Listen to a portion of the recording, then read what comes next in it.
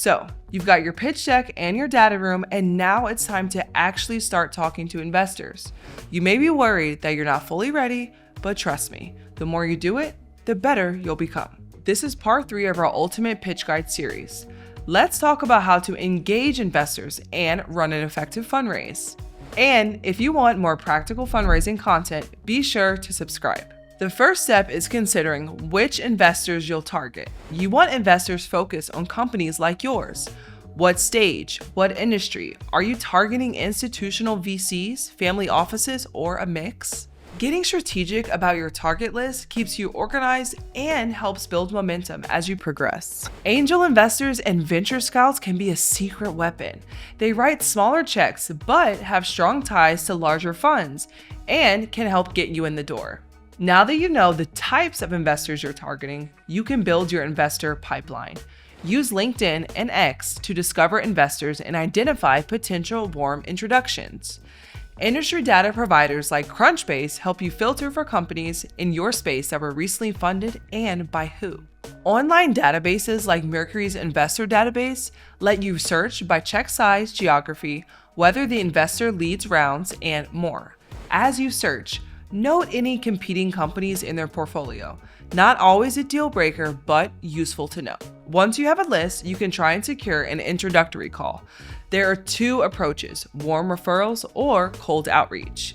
Warm referrals come from immediate or second degree connections. While great ideas will eventually find investors, warm referrals help you cut through the noise. No connections? Build a cold email campaign.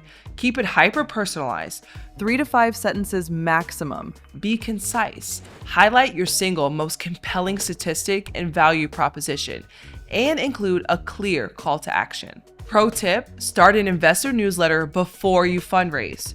Regular updates keep VCs engaged, so when you do raise, they're already primed to say yes.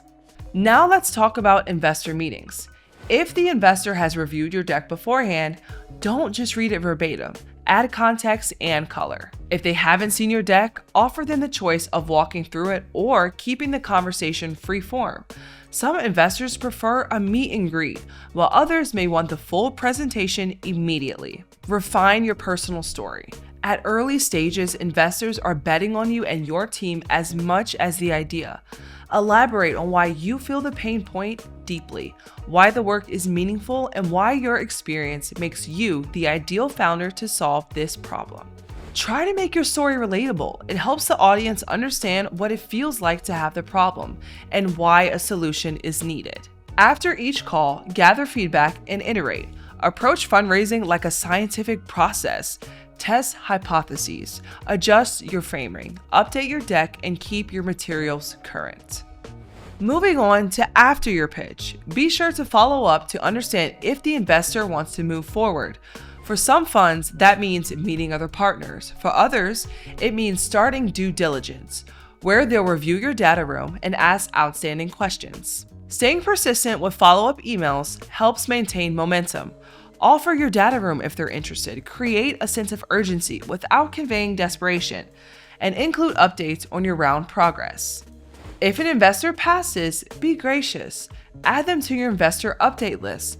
Warm prospects often convert in future rounds. Now, let's talk about some common pitch pitfalls to avoid.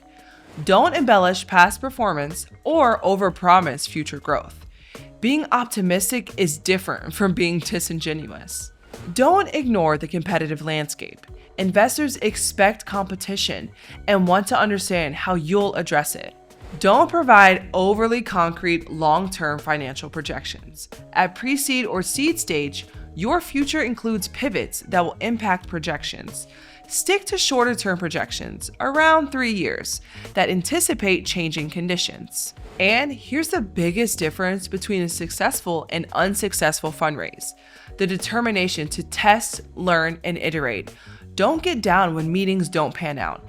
Even successful startups have been told no. Every rejection is a learning lesson. If you're intentional about understanding why an investor passed, you can fine-tune your outreach, pitch mindset, and expectations. Check the description for more resources on investor outreach and pitch tactics.